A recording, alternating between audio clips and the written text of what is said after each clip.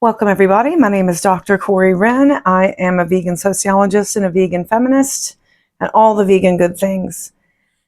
In today's video, I wanted to talk about one of the really awesome, complicated, lesser known women who I would call a mother to the animal rights movement today. And that person is Frances Power Cobbe. Frances Power Cobbe is perhaps one of the most prolific campaigners for animal advocacy that we had in the 19th century. She was born in the early 1800s and basically dedicated her entire life to advocating for different social justice causes. She is a complicated character, so I'm not going to hold back on some of this, but I also want to give credit where credit is due. I've actually done quite a lot of research for her in several projects. I've read a couple of not autobiographies. She has an autobiography, but I've not read it yet because it's only so much time in the day. But I've read 2 biographies on her over the years. And really, although animal rights and anti-vivisection was a major pull for her throughout most of her life, she got her start doing other things, which was pretty typical of a lot of women activists of that era. They were quite intersectional, if you will. They recognized that all of these different social issues had some kind of common characteristics to them. So Frances Power Cobbe she was born in Ireland, so I guess you could call her Irish, but really she was part of the landed Anglo-Saxon gentry there. And I believe her father was the sheriff of Dublin, and that's the reason that they moved over to Ireland, so they were definitely wealthy. Frances was also the youngest, and she was born quite late in her mother's life, and her mother was quite disabled and did not live very long into Frances's life. So I think that was always a major part of her drive to kind of do the things that she did, was that she was, first off, she was born into privilege, but she also was born into a sort of a strange, vulnerable position in her family in that she was young, she was female, and her mother died when she was still quite young. And she saw her mother suffering quite a bit. This is going to be key. She saw her mother suffer quite a bit with her disability. She had problems with, I think, with her ankle, with a leg, and she was quite invalid, basically. And doctors came to treat her, and oftentimes, at least according to Frances, they would make it worse. So, in her earlier years, she was, like many aristocratic women of the era, very religious and very interested in religious studies. And this tends to be a theme, incidentally, for a lot of prototypical, that's what I call them, prototypical vegan feminists, is that they were very much so interested in religious philosophy. And I think that was because it was a philosophy that was more approachable to women in a time where women weren't really encouraged to think much. I think one of the first books, if not the first book, actually written by a woman was a religious book as well. So there you go, that goes to show. Anyhow, so as she becomes older, she starts really getting into writing. And the first book she wrote was about rationality and religion. It was a religious philosophy book, which I think a lot of people don't know. And after her father dies, and her father thought she was a bit of a heretic because of her relatively radical ideas about religion, they were sort of estranged for a bit. But then when he starts to get ill, he brings her back to the home to care for him. But after he dies, that puts Frances in a pretty sticky situation because she's a woman in the early 19th century, and she basically has no power. And all the money and wealth inheritance goes to her brother, and her brother gives her a bit of a paltry sort of income. It was enough, though, that she could still live an independent life.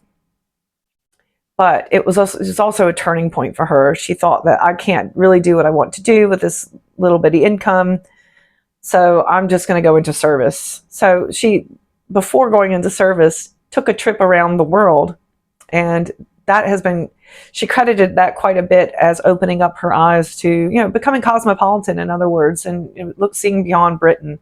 This in no way means that she's an anti-colonial. First off, she's landed gentry in Ireland, but also in some instances that she recounts in her autobiography are a bit racist, or probably definitely just racist, not a bit racist. and her dealings with colonial folks in the Middle East. And I think she was also in India for a while. So there's that.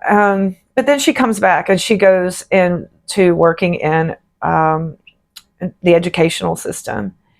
And it seems clear now that she started partnering up with another woman who's very involved in that movement already. And it's likely that they had a romantic affair. It seems very, very possible, actually, that Frances Power Cobbe was a lesbian. She never married, and she cohabitated for most of her life with other women, particularly one woman, and they were buried together when they died. And Frances wrote poetry to her, so the poetry is quite steamy. So it's very likely that she was a lesbian. And this was quite common at the time. If you were a wealthy woman and you were lesbian, you could simply live by your own means. You didn't have to live with men. You could live outside the patriarchal marriage institution. So in that way, they were quite privileged. Whereas, if you're a working class gay person, you would not have that kind of privilege, because especially not only was marriage expected, but marriage was a sort of survival form. Although marriage could be quite brutal for women, of course, and women get trapped in these situations. And in fact, Frances Power Cobbe was very active as well on marriage rights for women, because women would get trapped in these marriages with extreme domestic violence. Men would be escalating their abuse and leading to actually killing women, and children would be involved. And just the Victorian legislation at the time was so horrendous. So that is an interesting thing about Frances Power Cobbe, is that although she was a lesbian herself and not interested in being married or couldn't be married, and was living a pretty wealthy, privileged, independent lifestyle with the love of her life, who was a woman, she still had compassion for other women who were having to live in the institution of marriage. So probably didn't know that about her, did you? There's a lot of cool stuff that she did. So here's the interesting thing that happens. So sometime in the 1860s, or the early 1860s, she has a trip, as in a fall, as in a whoop, and she injures her own ankle, just like her mother. And she herself is now severely disabled. She has to be carried around. What are those things called? Things. She's carried around in that, and then actually for a while she's just not able to work, and so she's forced to basically go stay at home, and that actually renews her interest in writing, because that's her only way of interacting with the world. She really can't get around much anymore. And so this is really when she starts getting into her, what we know her very famously for, is all her very powerful writing. So she happens to go to the Mediterranean so that she can continue to recuperate a bit. She's visiting friends. And when she's there in the Mediterranean, I think she was in Italy, she learned about this new horrible thing that was happening. This is the 1860s. Vivisection. Now, vivisection has, of course, been around for a very long time. There's records of it all the way back to, say, ancient Greece. But it really is not becoming a regular system or institution, if you will, until the late 1800s. So in the 1860s, it's now just starting to creep into people's awareness.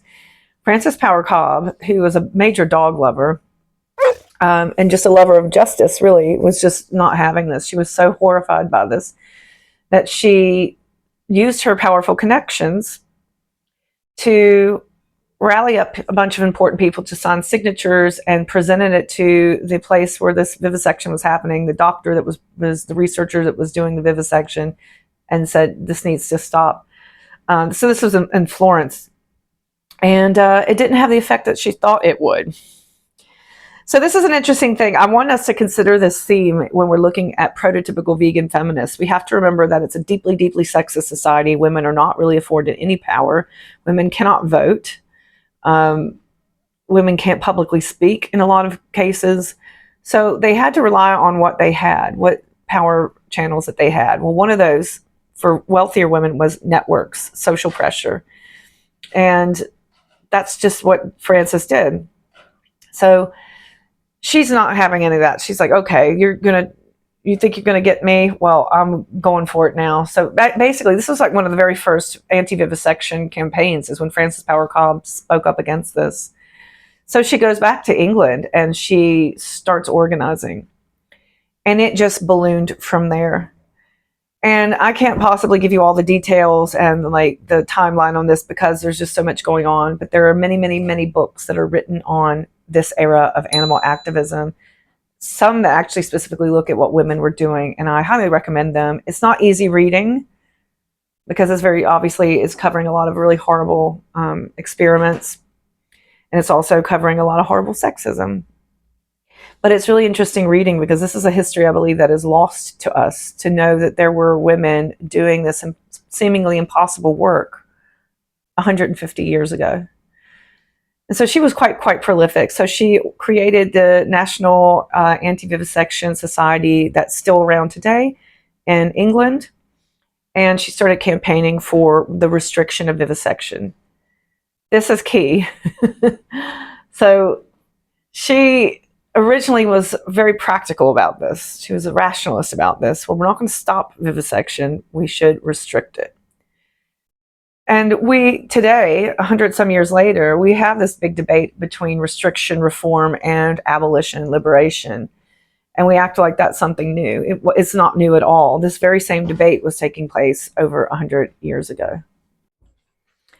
But what's really interesting about this is that Frances Power Cobbe has gone down in history as being this great abolitionist who was just not going to take anything that would hurt animals. But actually, if we're honest about her, she was pretty committed as a so-called pragmatist. And she very much so wanted to simply restrict it. And in a lot of ways, she was quite naive about the growing power and presence of vivisection. So what ended up happening is, because of this big rift in the animal rights movement at that time between pragmatists and the abolitionists, she was becoming more and more pressured to become abolitionist. But before she took the jump, they actually were finally, after lots and lots of campaigning, successful in passing this anti-vivisection or Animal Protection Act in 1876.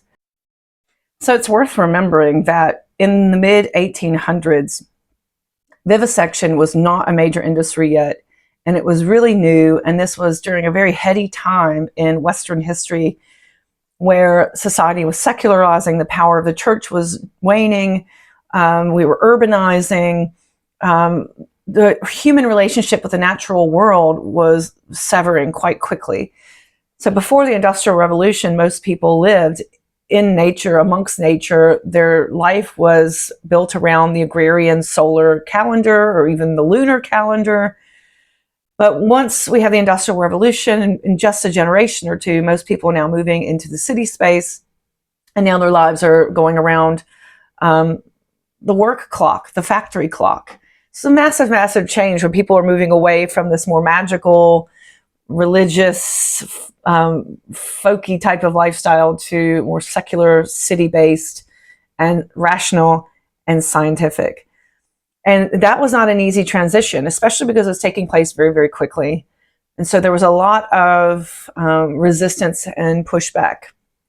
Anti-vivisection has been looped into that. So yes, people were really disgusted by what was happening to non-human animals, but this represented something bigger than that. It represented a society in flux, a society shifting towards a way that maybe did not align with core values. So a lot of the anti-vivisection campaigning was very much so like saturated with religious rhetoric. And some of that was also anti-scientific. So you need to remember also Frances Power Cobbe, she's not only super religious, she's also coming from a family background where she watched really incompetent doctors make her mother's life pretty miserable. And she herself is going through a period of disability. And by the way, that fall would end up disabling her to some degree for the rest of her life. She had to walk with a cane. So this is the background of it. And so there was it was actually a lot easier in the early 1800s to rally support against vivisection. And that's just what Frances did, along with many other colleagues. And I do say other colleagues. There were lots of other people who were working with her, supporting her. Some of them were men. But also we have to recognize that Frances Power was a charismatic leader. And with her sort of bombastic and energized and really dominant presence, it made headway a little bit easier. So originally she was a restrictionist, and so they were able to rally enough support for Parliament in the UK to say, okay, let's take a look at what's going on, and actually succeeded in passing the Cruelty to Animals Act in 1876. Specifically, it's referring to vivisection. So, because vivisection at that time was only very small, the idea was that we can kind of nip this in the bud and prevent it from growing any faster, and create a lot of red tape and bureaucracy, and make sure that no more tests can be undertaken just for curiosity's sake. It actually needs to be demonstrated this is going to be useful for humans. There's also a lot of pushback about the use of dogs and cats, because at that time, well into the 20th century, and in some cases, I think it still does happen today, the scientists, researchers would just snatch dogs and cats and use them for research. So back in the 1800s, they were even trying to legislate against that, against the use of dogs and cats. And also, there needed to be some kind of governing body here to look at these tests and approve them. So unfortunately, this act was completely useless. In fact, by the time there was major pushback on that in the 20th century, it turns out no one was ever really prosecuted under that act. And in fact, what ended up happening is that act legitimized the practice. And now, instead of this kind of wild, wild west of people doing all kinds of nasty things to animals and hoping that they didn't get public pushback, now they have this very official Cruelty to Animals Act and say, well, we've abided by the act, we've been officially approved, so everything's fine, and there's no need to look any further into this. So unfortunately, the effect of the act was to make vivisection more normal and to increase significantly the number of animals that were being harmed and used in these tests. And now Frances Power Cobbe is like, okay, this experiment did not work. We need to actually fully abolish this, because this is not an effective tactic. Which, by the way, I think this is a useful lesson for today's debate on abolition and welfare reform, because it's a similar thing. Now that today's movement focuses more on food animals, and I think we can see a very similar effect. When we have the RSPCA, for instance, showing commercials where they're approving different meat products, that only makes the consumer feel good, right? And in fact, we also know that when you put those labels on things, you can charge more for them, even though the labels really don't mean anything significant for the actual well-being of non-human animals, and probably slows down the progress to liberation considerably. That's another video, but for now, I just wanted to highlight that this debate is not new. This is an old debate in the animal rights movement, and we do have evidence from the Cruelty to Animals Act in 1876 that restriction was absolutely ineffective, and in fact had the opposite effect. It ramped up vivisection considerably and gave it a seal of official approval from the government, and in fact also pushed it further into secrecy from the public. So that background is really important, I think, for understanding where Frances would go from there.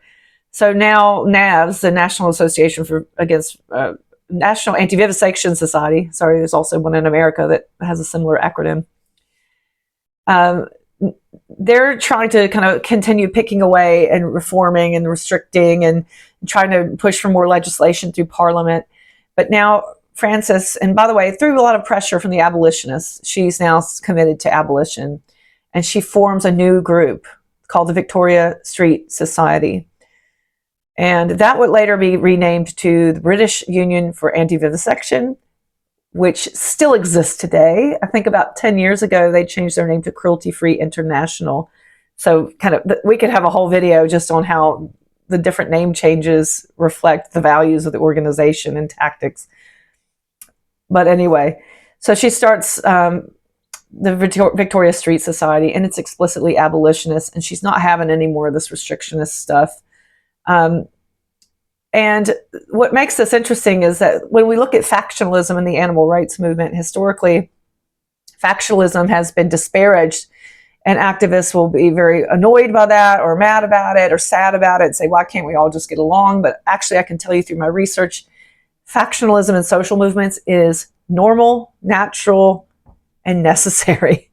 If we didn't have factionalism, we would still have organizations like the RSPCA, which during the time of Frances Power Cobbe, she reached out to the RSPCA and asked them for help when she initially, at the very beginning, wanted to start campaigning against vivisection. And guess where the RSPCA stood? Not on board, boy. And the RSPCA did not get on board with vivisection for many, many, many years. The RSPCA also refused to stand against hunting, and today they refuse to stand against meat. We need growing pains to have the growth spurts.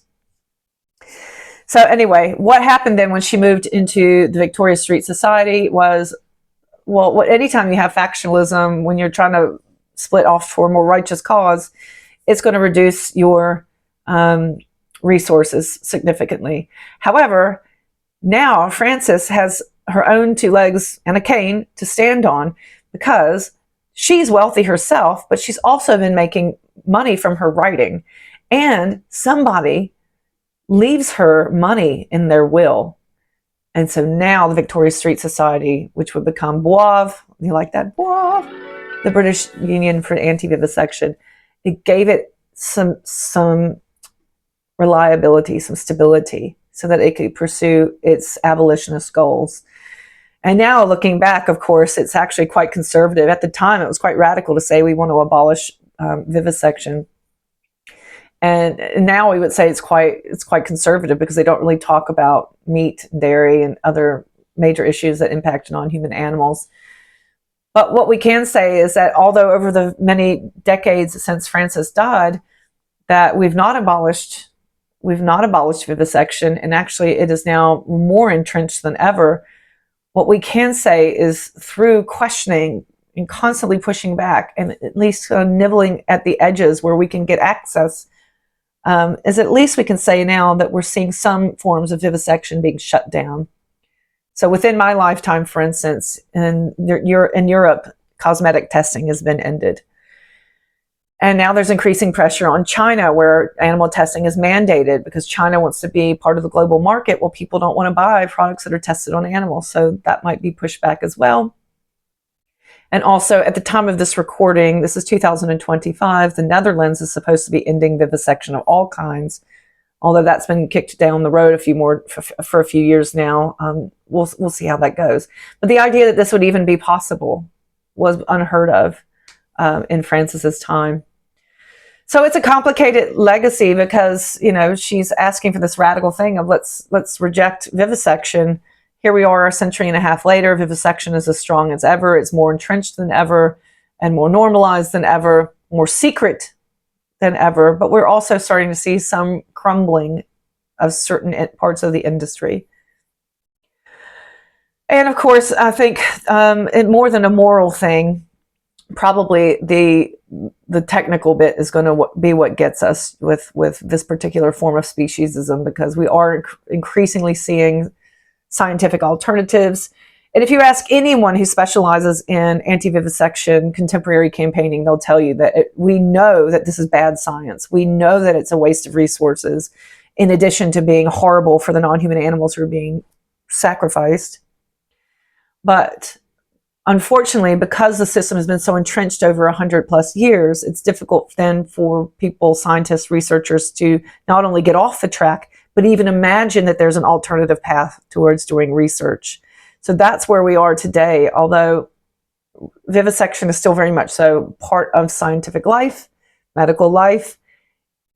We're starting to imagine a world without that because we do have plenty of alternatives. And now we have amassed quite a lot of data to show that animal testing is really bad science, and we don't want to be supporting and continuing bad science. But science is an industry, and industries are for profit, and so it perpetuates.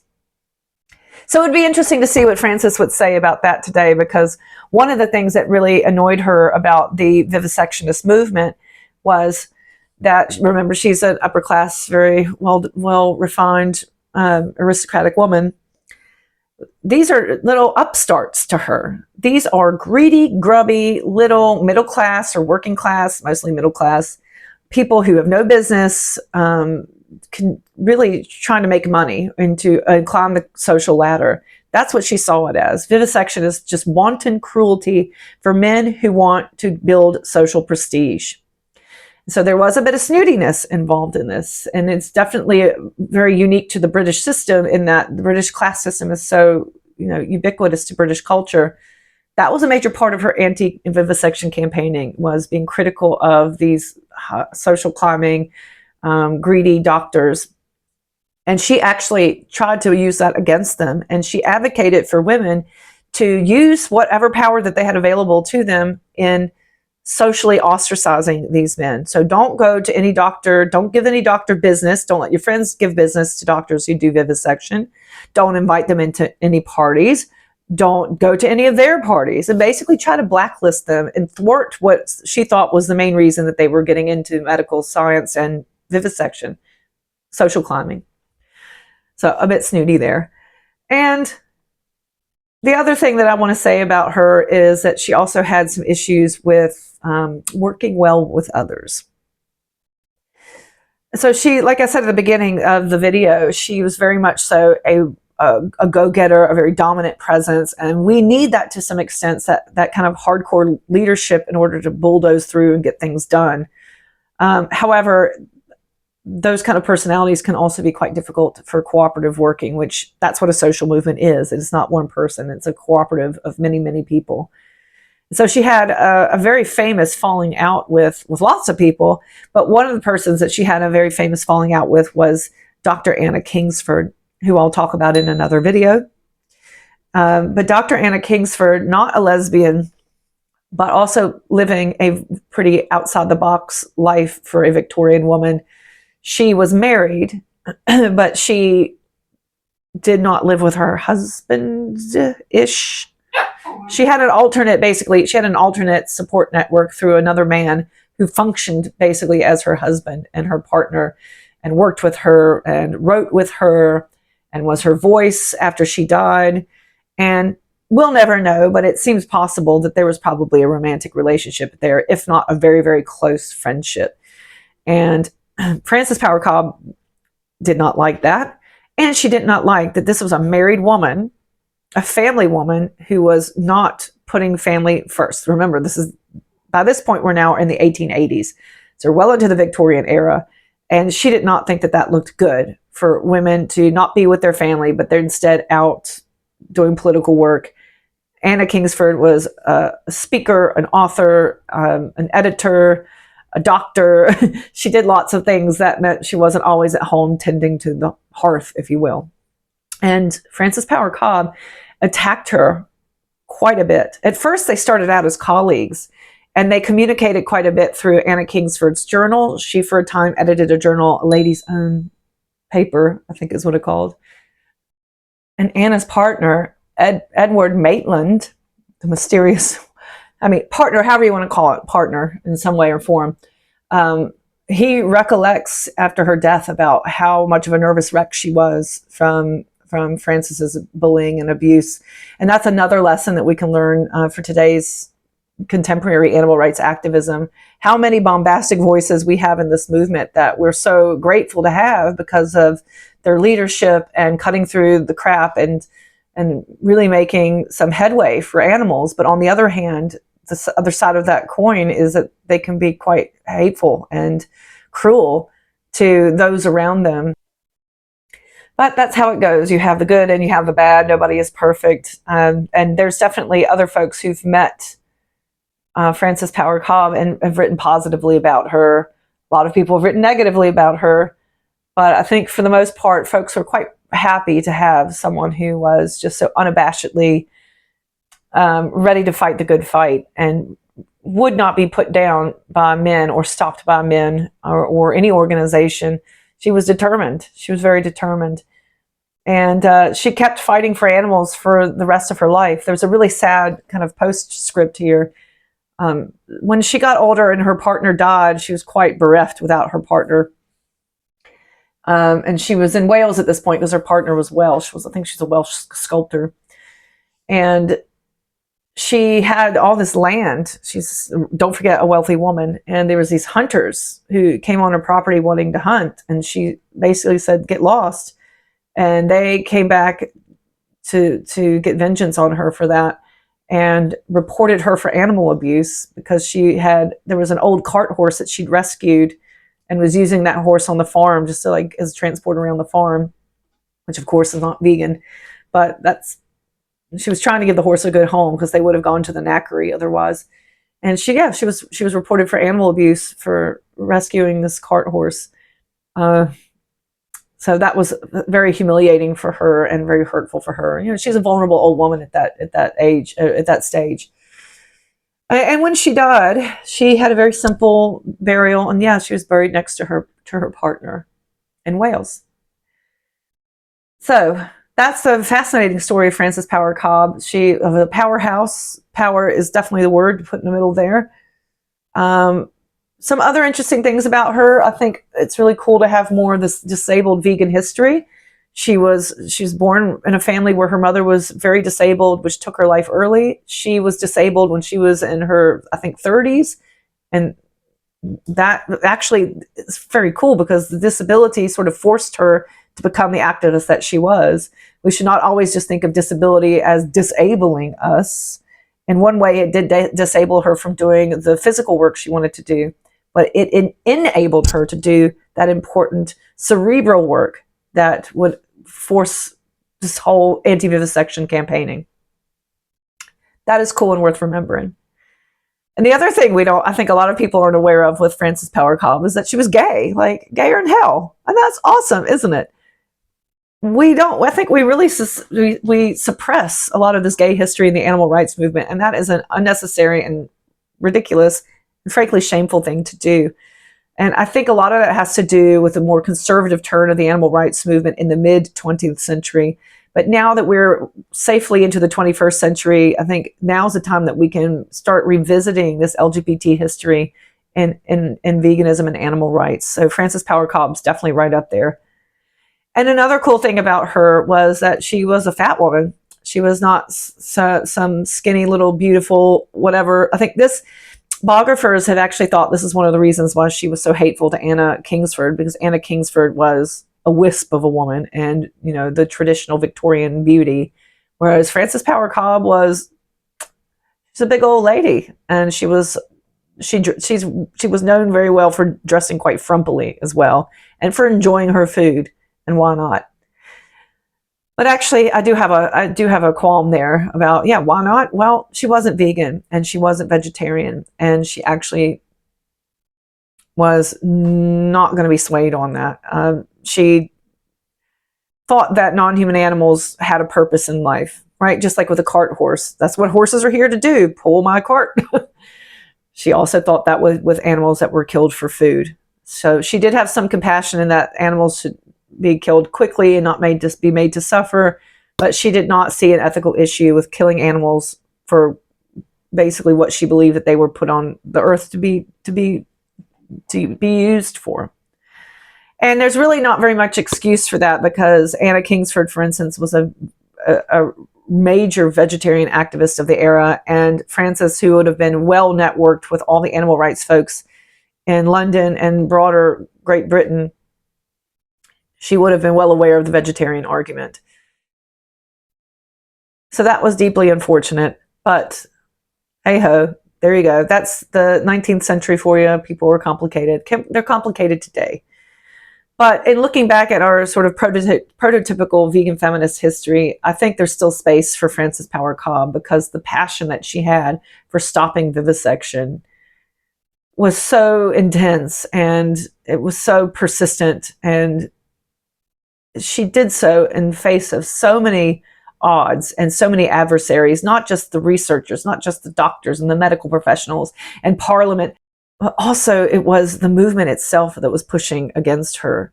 The RSPCA that patronized and dismissed her early claims against vivisection and refused to help her. The anti-vivisection society that she formed that kicked her out for being too radical and abolitionist, basically. And then also, she had trouble with the Victorian street society. They thought she was too like, everybody was like wanting her to shut up and sit down and be quiet, and she refused to do so. And some accounts, I think Louisa May Alcott, there's an account from her where she says she meets her and she's just such a force.